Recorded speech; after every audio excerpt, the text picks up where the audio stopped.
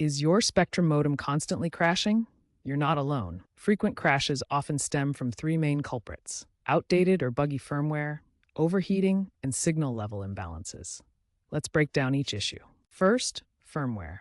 Think of it as your modem's operating system. Bugs in this software can cause constant reboots. Secondly, heat. Modems generate heat, and poor ventilation can lead to thermal shutdowns. Finally, signal levels. Balanced signals are crucial. Weak or noisy signals disrupt the connection, causing crashes. We'll cover how to diagnose and fix each of these problems. Let's get your modem stable. For firmware issues, access your modem settings via a web browser, usually at 192.168.0.1. Check for firmware updates and apply them, or use the My Spectrum app. A factory reset can also help. Regarding heat, ensure your modem has proper ventilation. Keep it away from walls and electronics. Consider using a cooling pad. Finally, check your signal levels in the modem's settings. Downstream should be 015, upstream to 50 dB.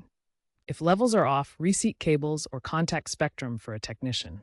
Remember, third-party modems often offer better performance too. These steps can significantly reduce modem crashes.